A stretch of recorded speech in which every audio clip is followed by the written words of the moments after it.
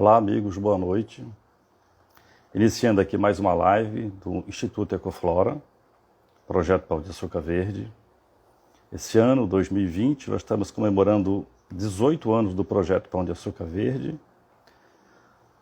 Estamos comemorando também 10 anos da adoção oficial no Mona Pão de Açúcar. E também estamos comemorando os 2 anos do projeto, do Instituto Ecoflora, que foi fundado no final de 2018.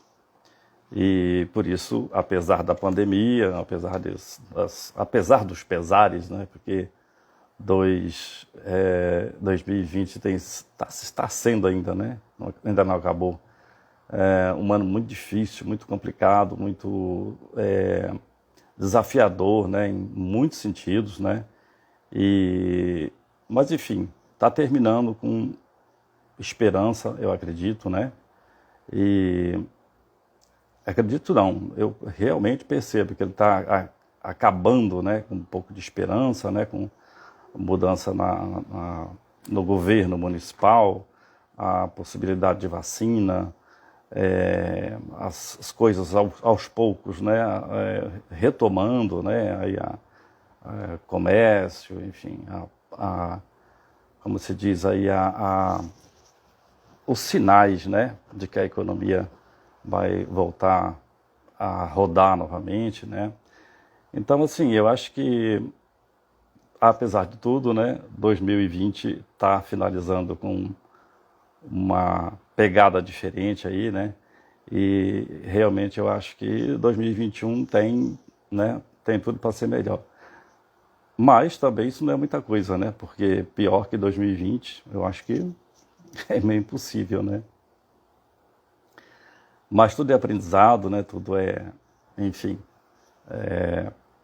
coisas que a gente passa, né, cresce com elas, pelo menos aprende, né, a ser mais resiliente, né, e com isso a vida segue, né. Hoje o meu convidado é o Kainan Rutter. O Kainan, ele é agroecologista e ele é também brigadista do ICMBio, né, que é o Instituto Chico Mendes de Biodiversidade.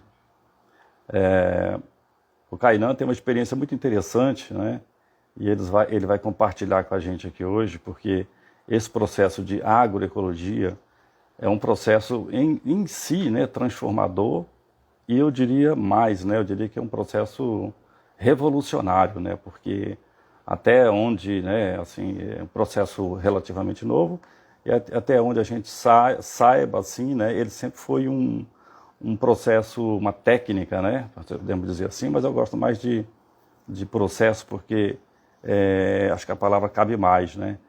Ele é revolucionário e assim sempre foi combatido, assim como até há muito pouco tempo atrás, inclusive, ainda de certa forma, né?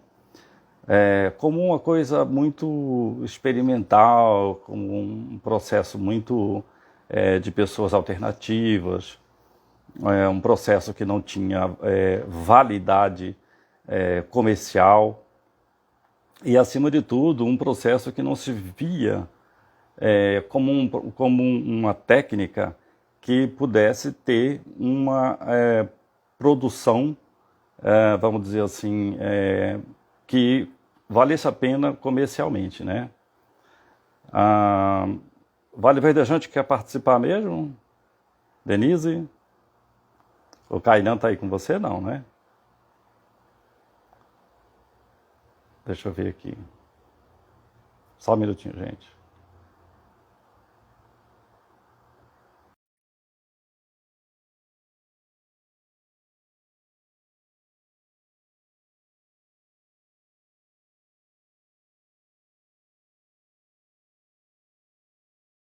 Estamos aguardando aqui, então. Oi, Denise. Oi, Tudo bem? Você não era pediu para pra... participar. Eu achei que o Kainan estivesse aí com você. não, eu me enganei, eu achei que eu Ah, tinha que entrar para tá estar bom. na sala. Peraí, Não agora eu tem tenho que problema. sair. Você me tira? Tiro, ok. Tá, desculpa aí atrapalhar o trabalho. Olha que sim, você tem que sair aí, você tem que pedir para sair aí de alguma maneira. Vê se você consegue aí. Eita. Ah, não, acho que é aqui mesmo, peraí. Pronto, já foi. Como eu falava então, né?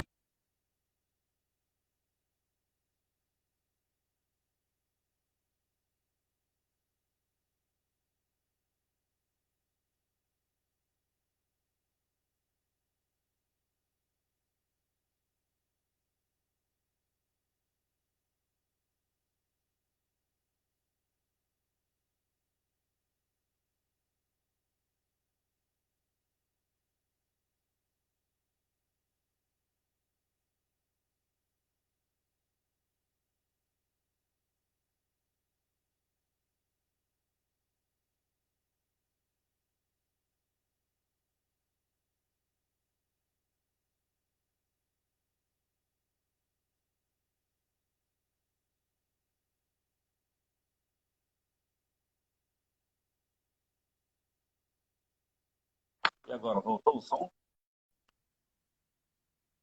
Me dei um sinal. E agora, voltou? Ok, tirei o fone de ouvido e estou tentando agora sem o fone. Voltou o som? Ok, obrigado. Agroecovida. Olá, boa noite, seja bem-vindo. Por acaso você é o Kainan? Não, né? Que o Kainan até agora não entrou. Continua sem som? Ah, ok, obrigado, Bia. Repetindo aí, Agroecovida não é o Kainan, né? Nós estamos aguardando aqui o Kainan, eu vou só repetir. Obrigado, Agrovida, desculpa. Só repetir que a gente está em 2020 comemorando aí os 18 anos do projeto Pão de Açúcar Verde. Estamos comemorando também os 10 anos da adoção oficial lá na face leste do Pão de Açúcar, ah, junto à prefeitura, né? Conheço ele, ok? E também estamos comemorando os 2 anos da criação do Instituto Ecoflora, que foi criado em novembro de 2018. E por isso a gente está fazendo aí esse ano, são 17 lives, elas vão acabar justamente também no dia 17 de dezembro. Thaís, que está conosco aqui agora, também já participou de uma live, Thaís Carvalho. Boa noite, Thaís, do, é, da Fundação Oswaldo Cruz, né? E teremos mais muita gente boa por aqui, né, nesses duas semanas, né? À frente, 2, 3 semanas, 2 e meia. E hoje nós vamos falar com o Kainan Rutter, que é agroecologista, e ele também brigadista do ICMBio, atua ali no Parnaso, né, que é o Parque Nacional da Serra dos Órgãos. A gente teve um ano aí muito difícil, né? Eu, muito fogo, muita destruição, muita perda, né, de espécies vegetais, né, espécies animais também, porque o fogo provoca, evidentemente, né, um estrago em muitos sentidos, né, muito abrangente, né. Mesmo que a gente considere, como por exemplo ali em cima da parte alta, né, do Parnaso, né, e mas assim ocorre de vez em quando, né, incêndio ali, mas esse ano foi demais, né, queimou muito mesmo. Tá chegando aqui o nosso convidado, o Kainan, já chamei ele aqui. Alô, Kainan, Tudo tudo bom? bem? Tudo, e você? Consegui entrar aqui. Ah, sinal tá ruim? É. Não, sinal acho que tá bom. Tá, Vamos ok. ver. Teu som tá um pouquinho baixo, tá? Tá. Deixa eu ver se aproximando fica melhor. Ficou melhor? Um pouquinho. Tudo bem com você?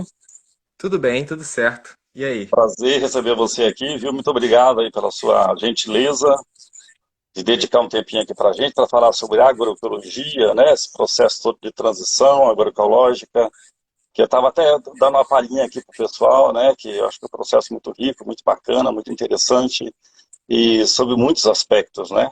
Porque eu me lembro que há pouco tempo, assim, ele era um processo muito desvalorizado, né? Era visto assim como coisa muito alternativa, era uma coisa assim de pessoal, sabe, pode crer e tal, e não via um valor, vamos dizer assim, comercial, né, nesse processo, ou seja, não viam que não conseguiam enxergar viabilidade econômica no processo, né, nessa técnica. Mas mudou muita coisa, né, Kainan? É, isso faz. Bom, primeiro, boa noite, tudo bem? Pessoal que está aí ouvindo. Isso foi um processo que aconteceu realmente desde a década de 70, né? Quando surgiu todas essas agriculturas e tal. Eu até tenho uma palestra que eu conto a história da agroecologia, porque isso ajuda bastante a gente a ter uma identificação do qual foi o processo, né? E isso aconteceu muito porque em todos os setores, na década de 70, toda a contracultura que teve, e os movimentos anticapitalistas, o movimento hippie, toda aquela ação que teve cultural na década de 70, ela trouxe um monte de novas agriculturas. Então, o que aconteceu é que nesse primeiro momento isso ficou muito atrelado a esses movimentos, que eram muito naturais, né? Então, como vinham com uma contestação, foi tentando se encontrar uma forma nova de se produzir também, novas relações com a natureza e tudo. Então, por isso que ficou com esse estigma. Tanto que, no início, aqui na América Latina, a gente não usava nem a permacultura, nem a biodinâmica, porque são de outros setores, né? São da Europa ou da Austrália, e a gente chamava exatamente de agricultura alternativa. Até a década de 80, eu acho, esse foi o nome utilizado mesmo. Então, ficou muito atrelado a isso. Até que na década de 80, todos os movimentos sociais do campo, camponeses por toda a América Latina, e também a academia, setores da academia da Europa, dos Estados Unidos e tudo, se juntaram para formalizar esse termo da agroecologia, mas principalmente como uma construção social através dessa construção dos movimentos sociais também, em união com a academia, não uma coisa exclusiva. E aí virou agroecologia, por isso que acho que também ficou esse estigma por muito tempo, e mesmo a agroecologia ainda está lutando para sair desse estigma do alternativo, como se isso fosse um demérito, né? Como se fosse uma coisa de Sim, doidão e de tudo. e como eu falava também, né, eu acho que esse termo alternativo, assim, ele tem uma conotação, como você falou, assim, talvez um pouco pejorativa, porque fica assim, ah, não, isso não é viável economicamente, isso é uma coisa muito de nicho, né? Ele fica ali restrito àquele povo que está fora, vamos dizer assim, do mainstream, né? Mas eu acho que na verdade, assim, isso já caiu há muito tempo, né? Assim, a gente vê aí grandes comunidades de pessoas do campo aí, né, que se organizaram em cooperativas, em associações. Uma coisa também que eu acho bem interessante, que talvez faça parte dessa alternativa, mas aí no sentido de alternativa mesmo, né? Que é a questão das sementes crioulas, né? De sair do jugo das grandes corporações, né? Você podia falar um pouquinho para a gente disso, dessa conexão? Sim, sim. Aí eu vou voltar um pouco também na história, que é entendendo de onde ela vem, a gente entende mais ou menos o porquê que ela, de fato, é algo que sempre alimentou o mundo. Essa é a verdade. Porque a agroecologia, ela nada mais é que o estudo de como as comunidades tradicionais se relacionavam.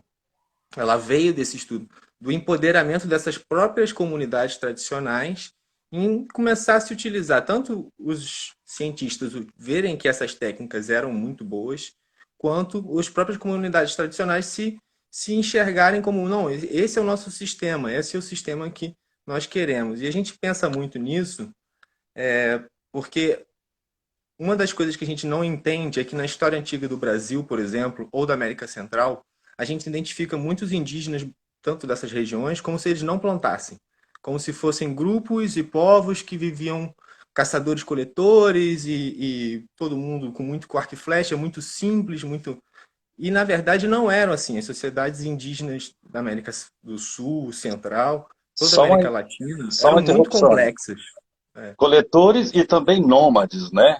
Nesse sentido, né? É, Que sim, não, eles esgotavam eram, ali, mas eles não né? eram, né? Na verdade, é isso. Tinha algumas populações caçadoras-coletoras, mas muitos eram seminômades, ou seja, eles ficavam muitos tempos, e outras eram estacionárias. Tinham cidades, por exemplo, Santarém, no Pará, se não me engano, é uma cidade que tem mais de 1.500 anos. Ela é muito antiga, ela está ali há muito tempo. Então, havia, na verdade, grandes estradas, comércio, grandes sociedades indígenas, mesmo no Brasil. Só que elas não tinham a formação de um Estado como a gente conhece. Então, a gente fica pensando nessas comunidades tradicionais como grupos que não se organizavam ou que eram primitivos, que não tinham complexidade. Na verdade, tinham muito, e abasteciam milhões e milhões de pessoas. Então, todo o sistema que a gente vê, por que a gente olha para a nossa Mata Atlântica, olha para a nossa Amazônia e consegue perceber que ela, quando os portugueses chegaram, havia aqui uma terra mais fértil. Porque isso não foi fruto só da natureza. Há uma ideia assim, como se a natureza fosse algo à parte do ser humano. E na verdade isso está completamente integrado. Então, os indígenas daqui, eles faziam parte dessa ecologia daqui. E eles produziram essa floresta também. Eles eram parte integrante da floresta e faziam com que a floresta se expandisse também em certo nível e ficasse mais abundante. Tem muita gente que diz que na carta de Pedro Vaz de Caminha, que se você pegar ali trechos, você consegue identificar as agroflorestas. Só que o português, na sua arrogância, olhava para a agrofloresta e achava que aquilo ali tudo era natural, que o índio não tinha intervido ali, sabe? Mas havia, na verdade, um processo de intervenção e de manejo muito grande. Então, acaba que com essa ideia, tipo, histórica, a gente consegue entender um pouquinho melhor como funciona a agroecologia no geral. Então, por isso que ela sempre alimentou o mundo, entendeu? Ela vem de um processo onde ela sempre alimentou o mundo. O que a gente tem hoje em dia é uma agricultura industrial de larga escala, que apesar de alimentar parte do mundo, porque não alimenta todo mundo, né? Porque ela tem até capacidade 5 vezes superior para alimentar todos, mas a desigualdade social no mundo faz com que grande parte da população esteja na miséria e grande parte receba, uma pequena parte só receba essa comida. Então, assim, por mais que a gente produza 5 vezes mais, o desperdício, a concentração faz com que a gente não tenha acesso, todo mundo tenha acesso à comida. Né? Então, essa agricultura industrial, o problema dela é a destruição, né? Os danos que ela está causando. A gente pensa que a gente teve um crescimento até certa etapa aqui na América do Sul, que foi um crescimento, de certa forma, condizente com a produção, com a produtividade do espaço. E hoje em dia você acaba tendo perdido isso, né? Porque hoje em dia a produtividade nossa, ela é exportada, né? Então, tipo, a gente tem soja, tem muito milho, muita cana, mas ela não serve de alimento para a gente, né? São grandes setores e tudo, e aquele dano ambiental fica a população que está ali, e os lucros não. Os lucros são, né, privatizados, mas o dano é Fica, colateral para todos, né? fica um passivo ambiental, né? Com agrotóxicos, né? O uso indiscriminado da terra, né? Não raro, né? É, derrubadas, né, enfim, de florestas, né, quer dizer, essa fronteira agrícola continua se expandindo porque a pressão por alimentos no mundo, claro, é crescente, né. Agora, eu lembro, Kainan, Também. eu lembro que eu fui criado em fazenda, né, até, assim, uns 9 anos de idade, assim, e assim, a minha família, assim, tem uma fraca memória disso, mas, assim, aqueles tempos antigos, era assim, minha família plantava, né, colhia, guardava um saco, vamos dizer assim, de milho para plantar no ano seguinte, né, e o resto vendia a produção, né, que era o objetivo, vender, né. Mas, assim, isso foi se perdendo com o tempo, com esses monopólios dessas grandes corporações, né. Exatamente. Por exemplo, hoje em dia, a transgenia, a gente precisa até entender o que que é a transgenia, porque como tudo a ciência ela pode ser utilizada de várias formas.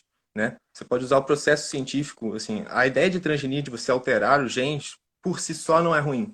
Por exemplo, você pode fazer bactérias que produzem insulina em laboratório, e isso é muito bom, né? Então, aquilo ali está controlado, você está produzindo insulina, não precisa mais produzir no porco ou de uma outra forma como era produzido antigamente.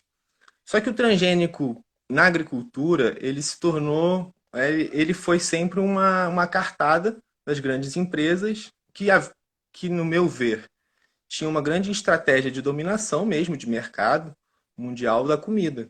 Então, um grande plano de monopólio da comida mesmo.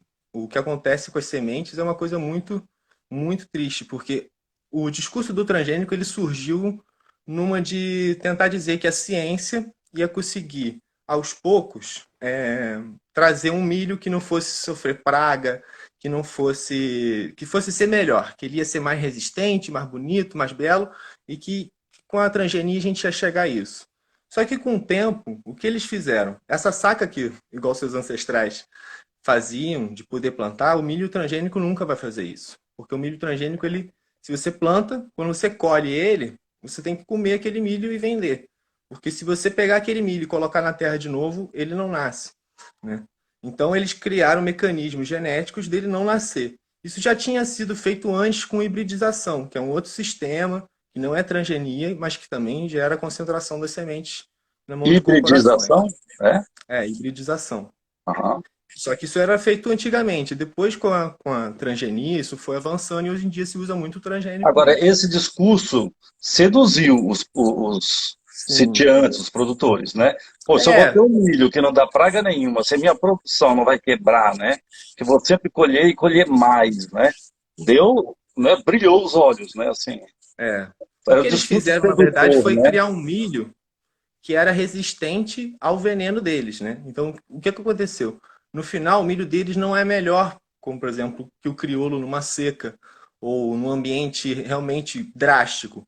Ele é melhor quando ele tem a água suficiente, quando ele tem o pacote de fertilizantes da própria empresa e o pacote de ataque ali, de veneno da própria empresa. Então, os agrotóxicos são os fertilizantes e o veneno. É bom lembrar dos dois, que o fertilizante que vai da terra também é agrotóxico. E então assim, elas se utilizaram disso e isso realmente é da lógica delas. Muitas dessas empresas participaram da Segunda Guerra Mundial produzindo arma. Muitos desses setores da indústria agrícola vieram da guerra. Então a lógica da guerra, ela de certa forma permanece dentro da agricultura industrial.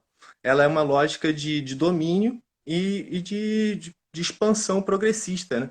Como uma batalha, né? Como se você estivesse sempre contra a natureza. Então você extermina todos aqueles que não são da sua linha, ou seja, você mata todas as plantas, todos os seres vivos que tiverem ali, e só sobrevive apenas aquele milho transgênico. E com fertilizante que você também condicionou ele geneticamente para assimilar, ele vai funcionar. Então, tipo, você compra o pacote, né? Então, até pouco tempo atrás, isso era condicionado, inclusive, junto com, por exemplo, o sistema de financiamento de banco. Então, para você garantir como agricultor que você podia pegar um dinheiro, você tinha que pegar o pacote transgênico Era para o, garantir que a sua produção ia rolar. Então, era também o tiveram combo. certas formas de convencimento através de sistema financeiro, né? E a competição Sim. mesmo, né? De tipo, se você está com um hectare enorme e você, em vez de você trabalhar com a enxada, carpindo tudo aquilo, com 6 homens, você vai pegar, botar uma bomba de hand-up nas costas, vai passar no meio da linha de coisa, e em poucas horas você vai fazer o trabalho de capinar tudo, entendeu? Então, você não vai precisar capinar. Então você vai fazer isso. E isso foi se tornando um hábito. A gente que trabalha no meio rural, a gente vê como o agricultor ou como a população rural usa o hand-up.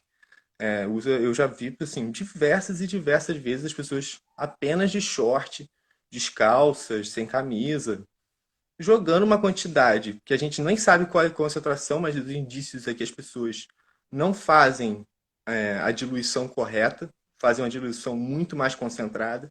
Então, tipo, além de tudo, utilizam mais agrotóxico do que inclusive é recomendado pela própria empresa. Só que a empresa ela escreve isso nas letrinhas, né? Porque é igual. O pessoal brinca que é igual pasta de dente, que quando.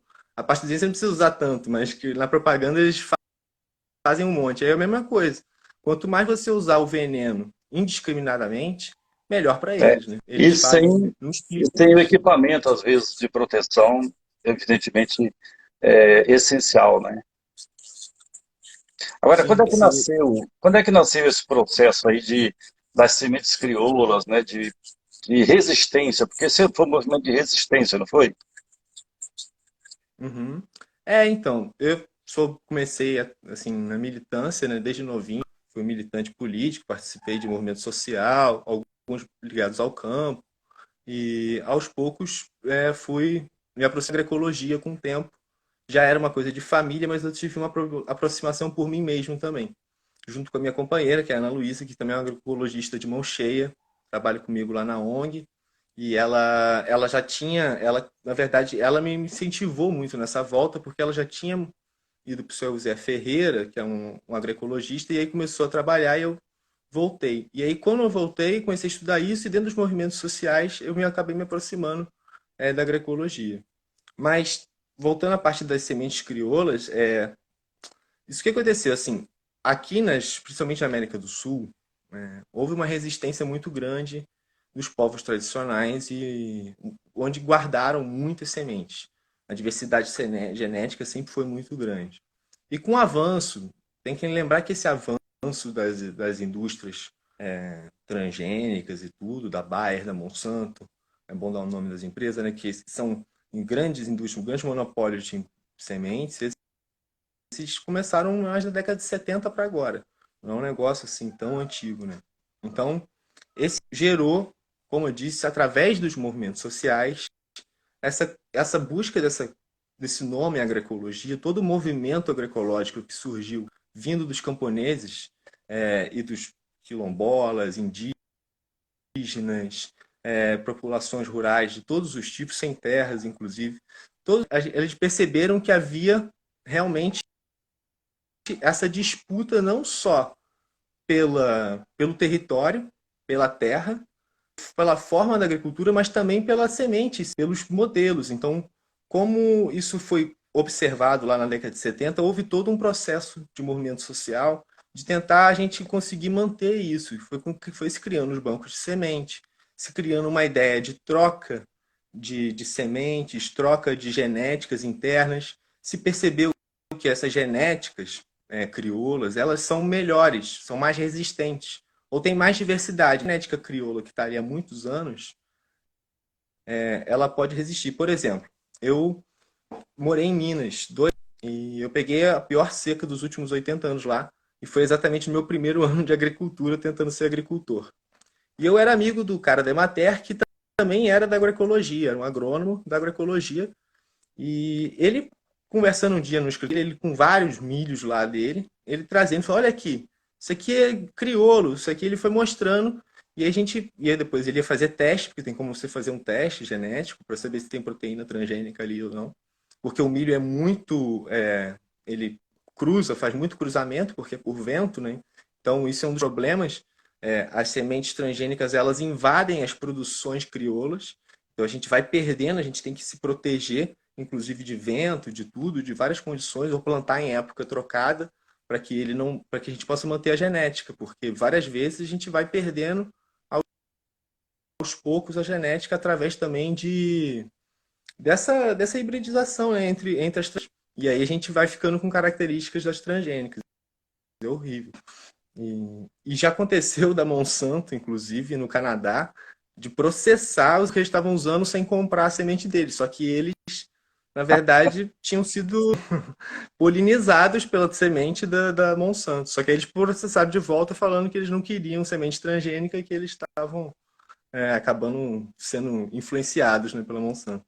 Enfim, mas Aham. com essa produção toda, eles acabaram tendo essa capacidade de, aos poucos, perceber que o crioulo ele tem uma melhor capacidade. Se o transgênico, até hoje, graças assim, a ciência é boa, eles se fazem de muito sinistro, mas a verdade é que o transgênico, sem o pacote completo, sem água em abundância, sem os fertilizantes e sem os defensivos lá deles, os venenos que eles jogam para matar os insetos, ele não conseguiria sobreviver e ser tão produtivo quanto uma planta agrícola crioula.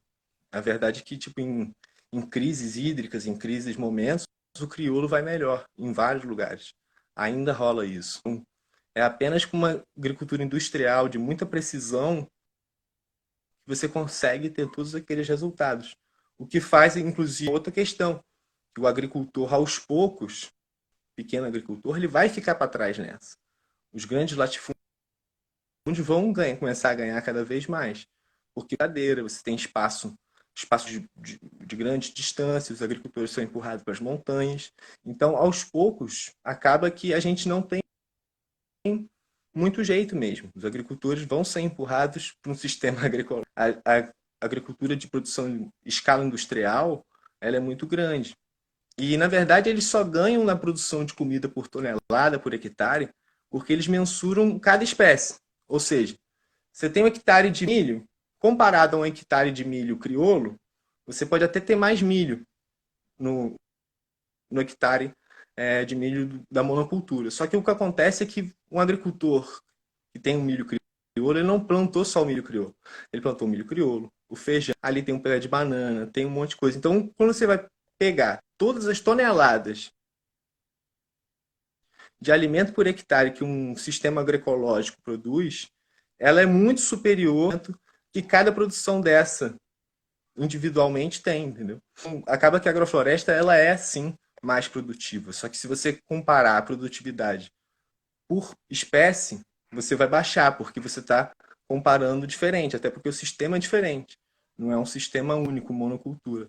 É um sistema que tem É. várias. Agora, você falou lá atrás da questão política que envolveu essa proteção, né, das sementes crioulas, né, e, enfim, toda uma situação aí de resistência mesmo, né.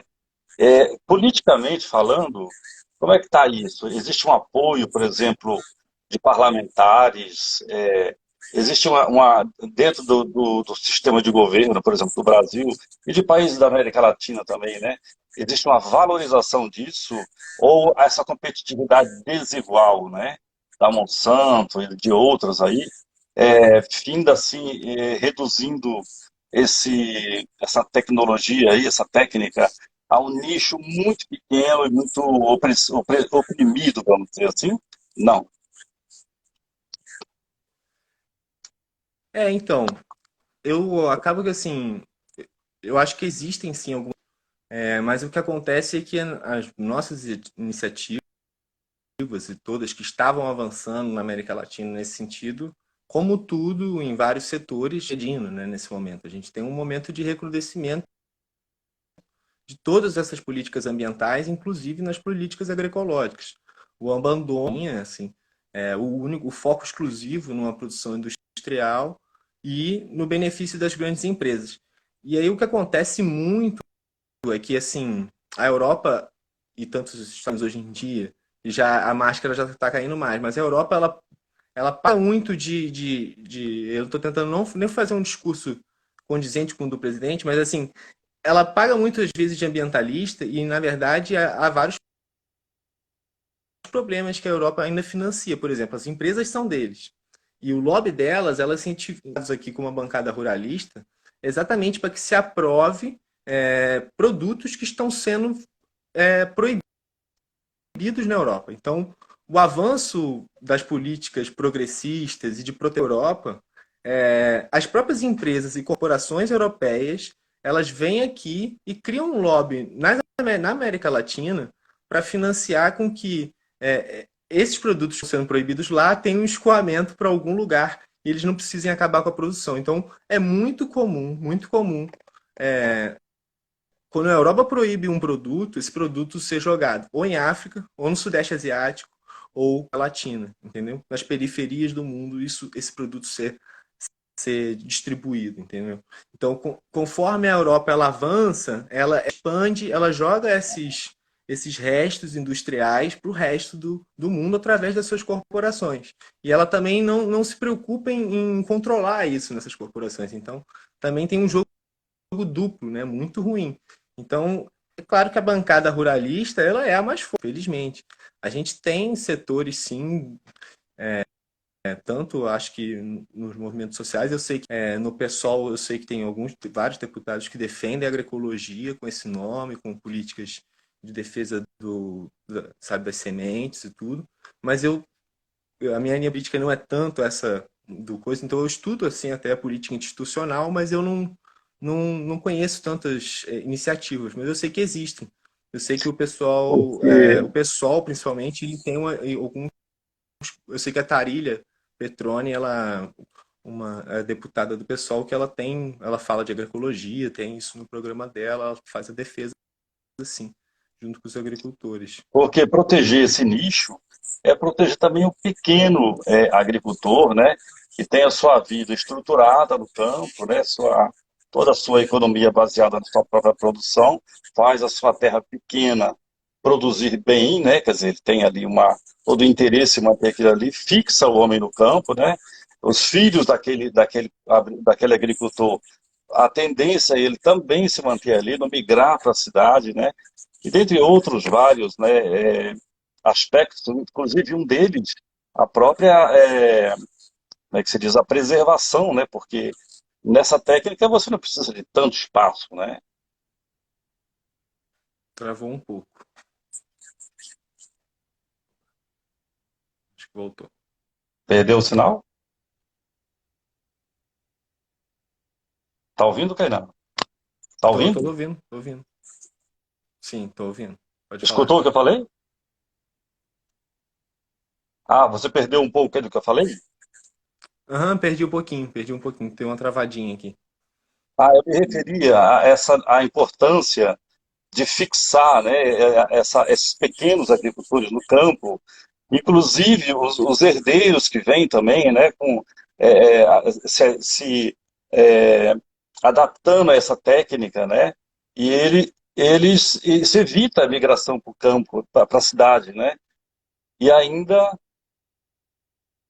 parou de novo?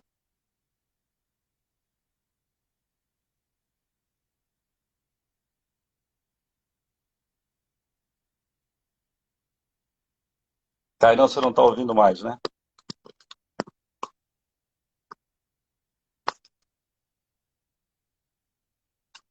Oh, que pena. Tava muito bom, né, gente? Mas vamos tentar voltar aqui de novo.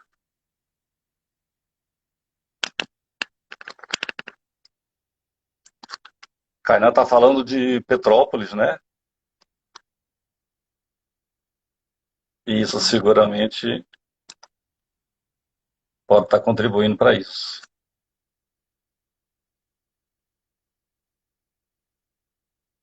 Estamos tentando de novo aqui. Opa, voltou. Travou aí, caiu. Mas, É. Então, mas eu estava você estava dizendo de um falando, eu outro. ouvi até a um outro- parte de manter os é, agricultores no campo, né? na verdade, um pacote de benefícios, né? Em ter essa técnica estruturada, né? Vamos dizer assim, uma produção que mantenha essa família, né? Claro, né, fugindo escapando, vamos dizer assim, né, desse modelo da Monsanto, desse aprisionamento praticamente da Monsanto e de outras, né. Era importante que o governo também, obviamente, né, incentivasse isso, né. Assim, começa por uma reforma agrária, né? Assim, uma das principais pautas da gente da agroecologia começa, principalmente no Brasil, na concentração da terra, né? Que desde o início dos movimentos do campo, isso é um debate, porque a gente tem diversos exemplos na América Latina de como a concentração de terra é que está empurrando esses agricultores para as bordas, né? Você anda por Brasil, o pessoal diz muito, ah, não, muita gente, está tudo muito cheio, concentração urbanos completamente aglomerados, todo mundo vivendo um em cima do outro. E se você anda para o interior do país, você tem, assim, terra que não acaba mais vazia, né? Às É, vezes sem nada, sem gado, sem nada, terra improdutiva. Começa muito por Acho que a primeira etapa, esse incentivo, assim, o que é engraçado é que no Brasil isso se torna como se fosse uma luta comunista, né? A reforma agrária foi feita em todos os países ocidentais, assim, em todos os países capitalistas hoje em dia, que tem, os Estados Unidos fez reforma agrária de certa forma, vendia terra umba, distribuiu terra nas beiras dos trens, então tiveram várias políticas agrárias. A Inglaterra, todos os países tiveram políticas agrárias e reformas agrárias para poder redistribuir em pequenas privadas esse espaço. Tem até porque é princípio do capitalismo, a competição e tudo. Mas aqui no Brasil a gente ainda é tão acaba quase tão feudal, né, com coronéis e com essa estrutura brasileira bem arcaica, que acaba que a gente mescla, né, esse capitalismo industrial ultra, sabe, especulativo, Retrógrado, né? tem essas funções na bolsa de valores e tudo, ao mesmo tempo mescla com esse lado e antigo pra caramba, que é dos coronéis, da concentração de terra. Então, assim, uma das questões centrais da agroecologia é a gente debater essa capacidade nossa de conseguir redistribuir. Então, com essa redistribuição, a gente poderia pensar que, na verdade, seria um plano muito de segurança assim, do país. Né? Se pensar uma nação, por exemplo, você só teria benefícios. Você poderia produzir você teria produtos que seriam muito mais caros do que soja, por exemplo. Você ia desinflar os centros urbanos, teria um reflorestamento do país inteiro produzindo água. Então, água que é o bem mais precioso para o clima da América do Sul, para a América do Sul ainda continuar muito tempo, porque tem aqueles fatores, até fiz uma postagem hoje, como a Amazônia é importante para, hoje em dia isso está sendo mais falado, mas para a distribuição de água por toda a América do Sul. Ou seja, como as florestas têm um papel no ciclo da água. Então, assim, tem uma importância muito grande da gente poderia fazer isso como um plano nacional, assim, até, e isso ter grandes vantagens econômicas para o país, porque a gente poderia produzir. Eu brinco assim que o que a gente fala para o agricultor é o que o país poderia fazer, entendeu? Não é uma coisa muito diferente.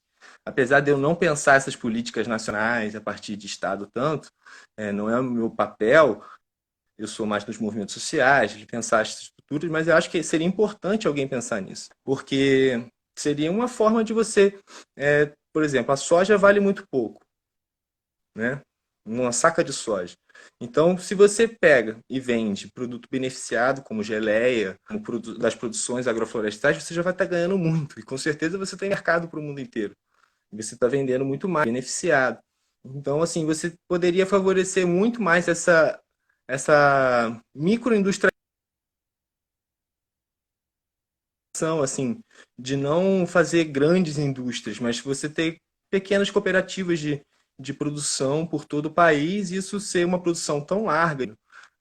Isso traria diversos benefícios, inclusive de saúde, por exemplo, uma população melhor alimentada e não comendo agrotóxico, com certeza vai ter muito mais saúde.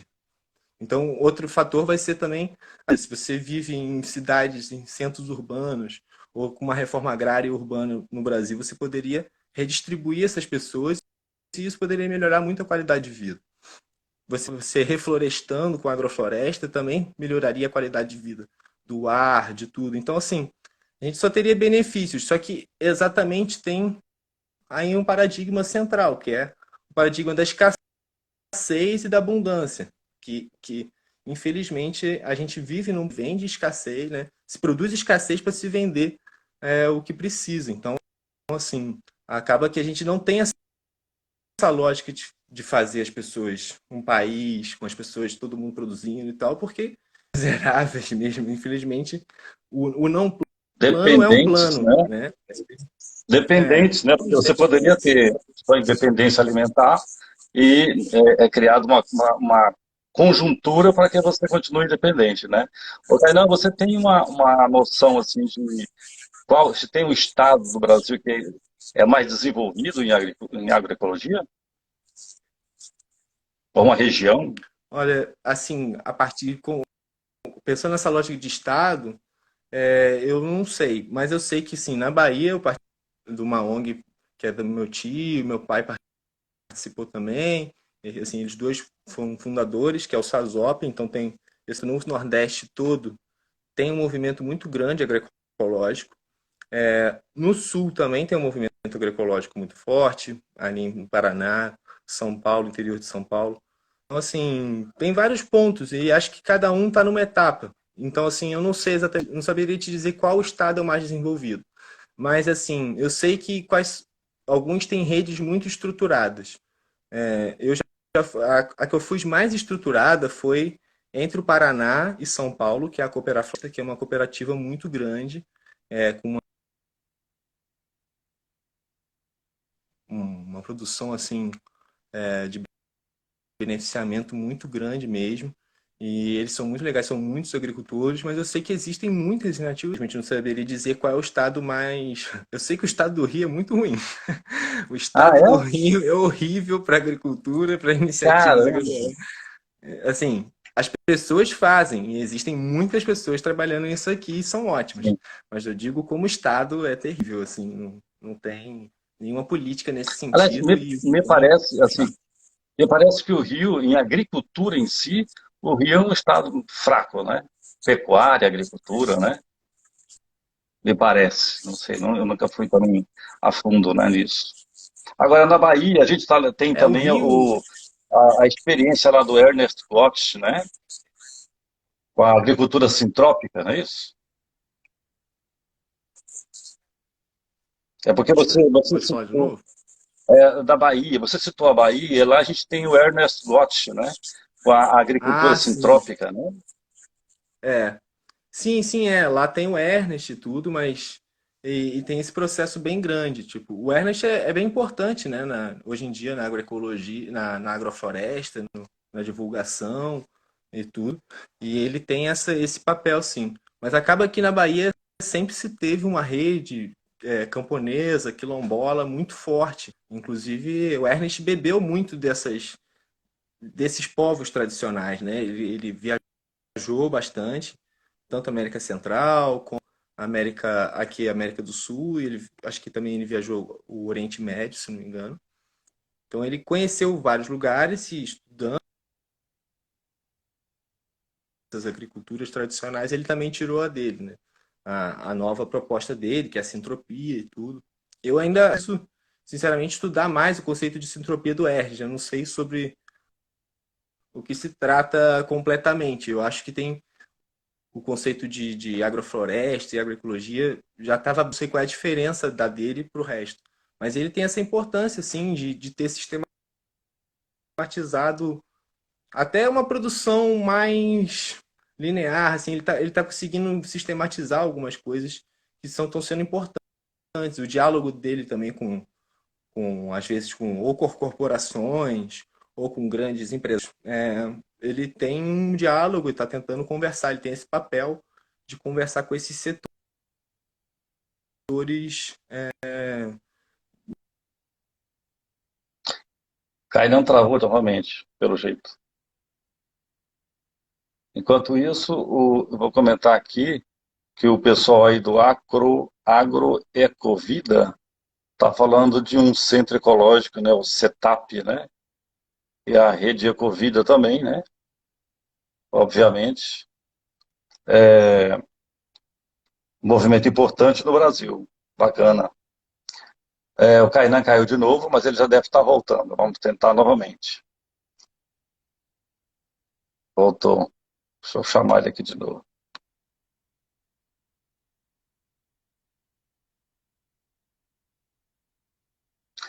Sociocultural, política e mais densa. Kainan, não nos abandone, Kainan. Tá caindo, né? Olha, o de Souza, que quer leite aqui, Carlos Eduardo, né? A visão da agroecologia incorpora a dimensão sociocultural, né? Política mais densa. Tá ouvindo, Kainan? Oi, tô ouvindo, tô ouvindo. Ah, tá. É o comentário Sim, do acho que Carlos ele não Eduardo aí, refere. né?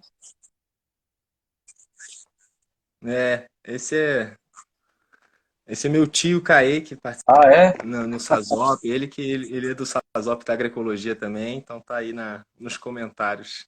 Ah, Sim, acho que em relação à agricultura sintrópica, a gente da agroecologia, por ter tido essa construção do movimento social como uma base e vindo dos povos tradicionais, a gente incorpora essa crítica política mais profunda que às vezes a sintropia e o Ernest ele deixa um tanto de lado. Ele já teve algumas relações com algumas corporações, como a Michelin, fez alguns trabalhos lá na região, que também gerais. Então é importante lembrar que mesmo a agrofloresta, se você tiver certas práticas só visando lucro, visando uma produção industrial, ela pode gerar impacto ambiental também. É importante entender tudo isso. Então, assim, isso é uma das diferenças que a gente tem, inclusive, entre as divisões de agricultura natural, né? A agricultura orgânica, a permacultura, a agroecologia, a biodinâmica, cada uma tem uma história. E principalmente, assim, eu considero as agriculturas, a permacultura, a agroecologia e até a biodinâmica em um certo nível, agriculturas mais, elas são mais antissistema. A agricultura orgânica, por exemplo, já é uma agricultura que a gente chama de agricultura de substituição de insumos, que é uma agricultura que ela tenta manter todo o formato da agricultura tradicional, apenas substituindo. Você vai fazer um veneno agora de calda, de pimenta, de tabaco. Então, em vez de você jogar fertilizante químico, você vai fazer uma fertilização ali orgânica, com esterco, com tudo. Então, você vai trocar os insumos, os ingredientes, mas você não troca a lógica de produção e tudo. Assim, ela foi a que foi feita durante milhões de anos como assim como a agrofloresta, em vários lugares. Mas, por exemplo, em lugares onde a agricultura orgânica foi mal feita, como lá no Oriente, por exemplo, ali no Iraque e tudo, gerou um processo de desertificação muito grande. Há indícios grandes de que aquilo ali foi um processo de agricultura de uma forma nociva por uma civilização que gerou um processo de desertificação. Tanto que os jardins suspensos da Babilônia eram jardins, não eram, né, um deserto igual é o Iraque hoje em dia. E uma água ali. Então, assim, a gente sempre há essa diferença também, acho que na preocupação e no foco entre essas todas. sim. A sintropia, ela, por ser mais moderna e tudo, e ter essa linha mais técnica, ela tira certos fatores políticos que a gente da agroecologia é muito importante. Muito importante, inclusive, isso está no Gleisman, que é um dos, um dos caras que pensou primeiramente o termo agroecologia, junto com muitas outras pessoas, que é um dos nossos pensadores, né, junto com a Primavera, com o Altier.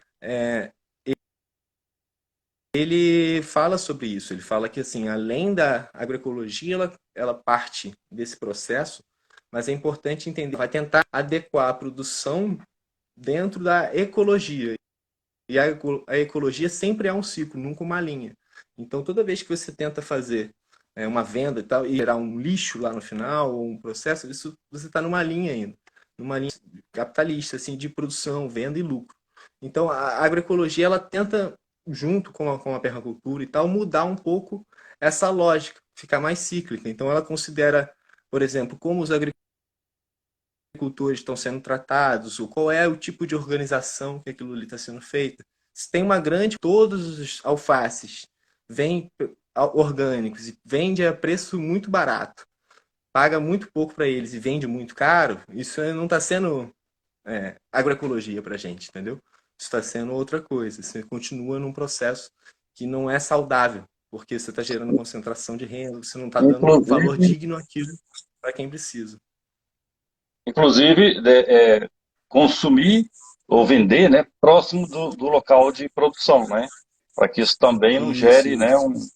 um efeito colateral aí que não é Exato. esperado, vamos dizer, dentro de um contexto aí ecológico, né. Agora, Caína, você trabalha com isso há quanto tempo? Ou tem contato com isso há quanto tempo, com essa técnica? Eu, pessoalmente, É,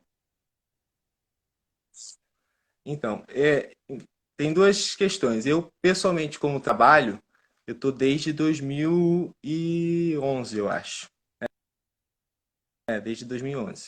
Praticamente 9 anos aí trabalhando com isso. Mas eu vim de uma família, com meu tio, eles são da agroecologia e participaram dessa etapa de fundamento, desse nome, participaram da transição de agricultura alternativa para agroecologia. Então, meio que eu vivi isso na família, meio sem perceber, assim, como uma coisa normal do meu processo de familiar ali. E quando eu cheguei na universidade, através da atuação dentro do grupo de agroecologia da universidade, é que eu me reencontrei com essa técnica e com tudo. Você E eu fui podia. fazer biologia, inclusive, né? Eu fui para outro caminho. E aí voltei para agronomia, que era uma profissão da minha família, que meu avô também já era agrônomo e produzia orgânico. Então, Você já era podia uma falar um coisa pouquinho meio de mais. família que Aham, legal. Você podia falar um pouquinho mais sobre essa informação que você deu agora sobre o teu pai, teu tio, na origem, é isso? Na implantação no Brasil da técnica, é isso mesmo? Eu entendi? exatamente. O que aconteceu? Eles, como fizeram rural, fizeram universidade pública, eles tiveram acesso a esse debate lá no início, na transição do processo de fundamentos, assim.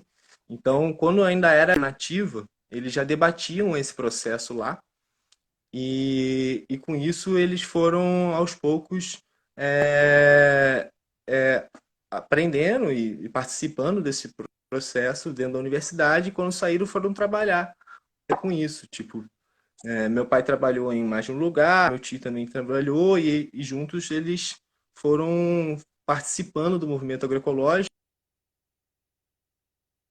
às vezes juntos, outros em cada um no seu espaço também, às vezes em outros cantins, trabalhou em alguns lugares, depois na Bahia, meu tio até hoje está lá na Bahia, então, e participa da ANA, que é a articulação, Ah, é? Legal, que é a nossa legal. grande organização agroecológica do país aí, que é a Isso, maior isso, organização que a gente isso tem. foi uns 40 anos atrás, mais ou menos? Movimentos sociais, é, diversos setores do país inteiro. Perdemos você de novo, Kainan.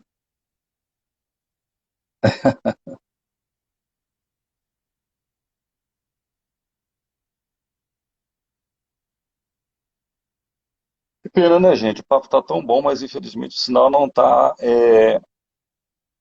ANA, Articulação Nacional de Agroecologia. É isso aí, nosso Carlos Eduardo, né? Da Bahia, não é isso, Carlos? 35 anos? Imaginei mais ou menos isso.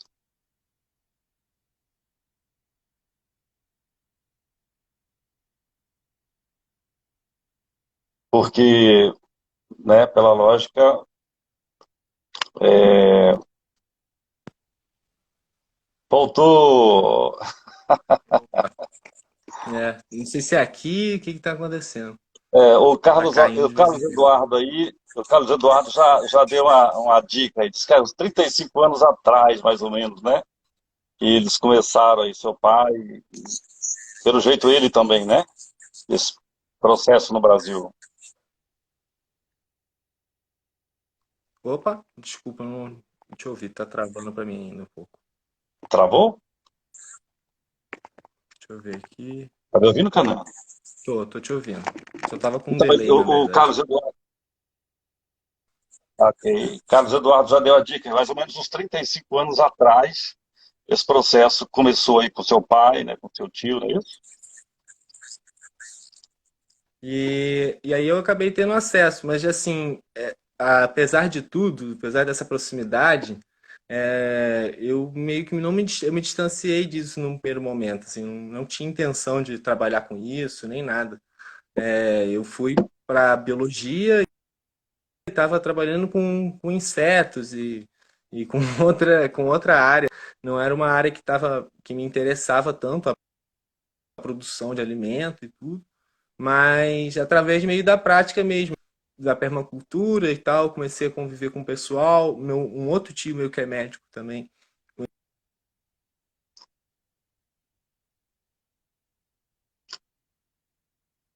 Kainan, não nos abandone, Kainan. O papo tá tão bom. A sala tá cheia. É, havia possibilidade de chuva hoje, né? Não sei se Petrópolis, a serra tá complicada. Pode ser isso também.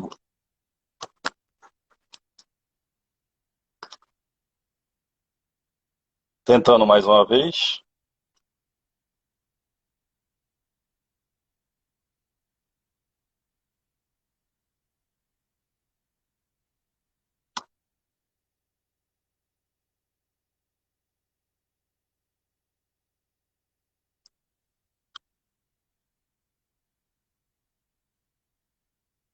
Vamos lá. Tô chamando ele aqui de novo. E ele já está voltando de E novo. aí, quando você fala, aí trava aqui, não sei o que tá vendo. Aí quando eu vou ouvir tua pergunta, trava e eu não consigo ouvir. Aí cai. É, o teu fica aquela bolinha girando, assim, sabe? Como se o sinal tivesse ruim aí para você. É, aqui da casa, mas a internet, tô aqui do lado da internet para não ter problema.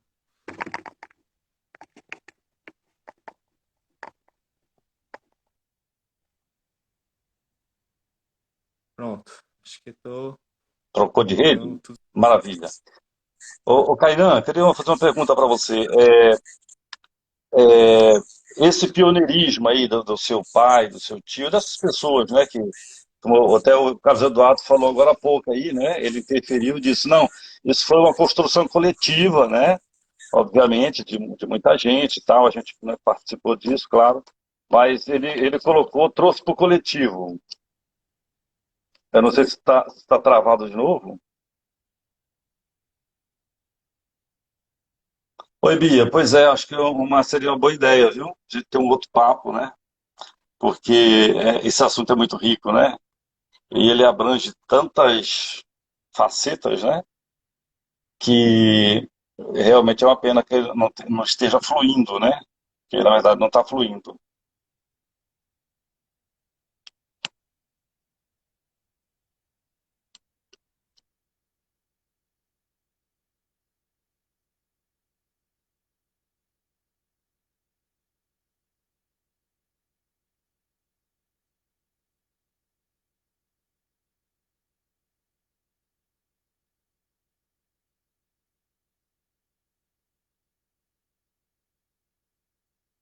Tentando aqui novamente, gente, fazer a conexão com ele.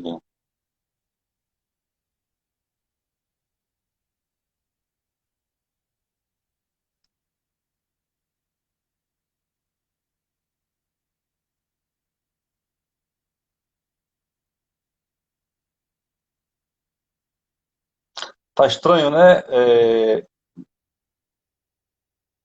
Grilo, é isso? Vocês conseguem, pelo menos, assim, detectar se é comigo aqui ou se é com ele?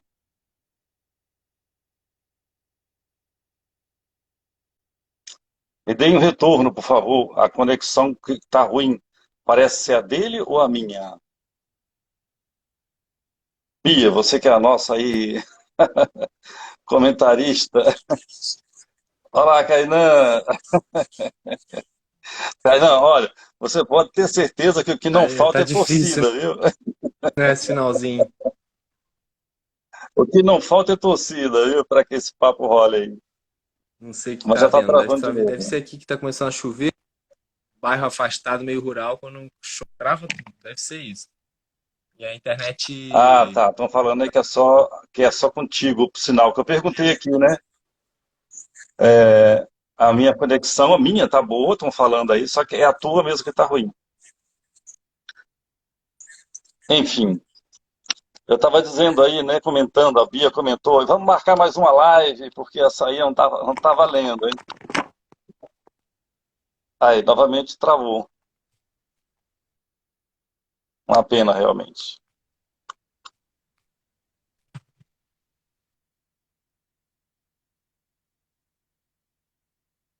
Kainan, você tá por aí, Kainan? Kainan, você tá por aí?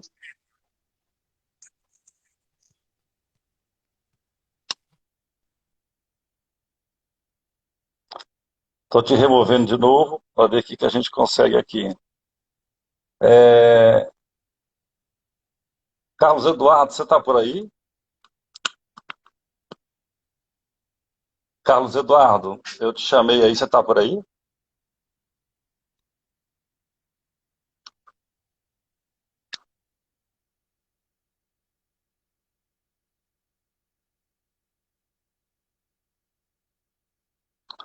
Kainan tá tentando novamente.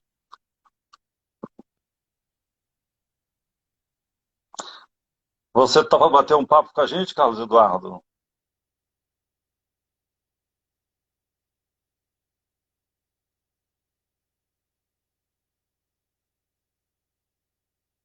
Tô te mandando um convite aqui. Carlos Eduardo, veja aí se chegou um convite para você. Tá igual ioiô, coitado. Ô, Carlos,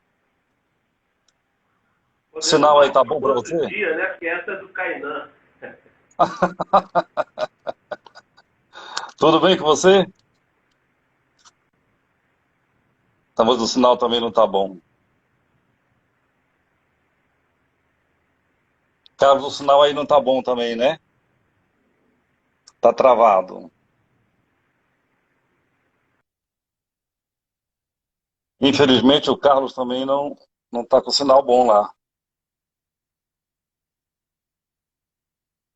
Kainan, pede para participar de novo, vamos ver se a gente consegue. Ah, tá aqui. Vou te chamar, Kainan.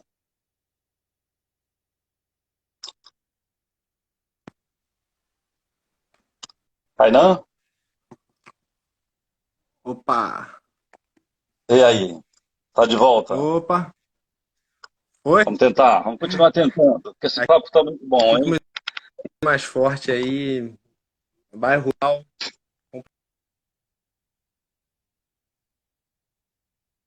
Rapaz, acho que vai ter que marcar outra mesmo, né? Estamos com a sala cheia aqui, a gente não está conseguindo se falar.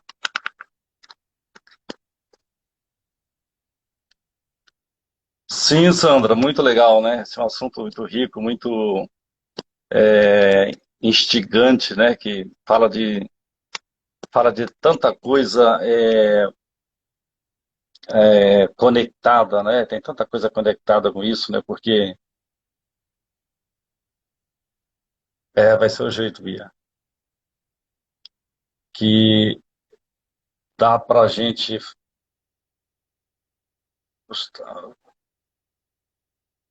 Chamando de novo, tá, Kainan?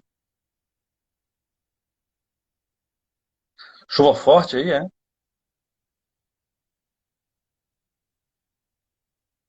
É, eu vi a previsão, né? Tava previsto mesmo chuva para hoje. Gente, então, olha, são 7 horas já, né? Aliás, 8 horas, né? 8h10, 8h15. É isso, né? Grilo, é isso? Grilo Dias, PR Dias. Vamos fazer uma outra então, tá? Tem um dia aparentemente que tá vago aí, e aí eu vou combinar com o Kainan e a gente faz a divulgação novamente, ok? Gente, foi um prazer receber vocês aqui, tá? É, nós falamos hoje com, né, o Kainan, hoje deu a palhinha para a gente aqui sobre agroecologia, mas a gente ainda ia falar também sobre. Deixa eu ver se ele está aqui.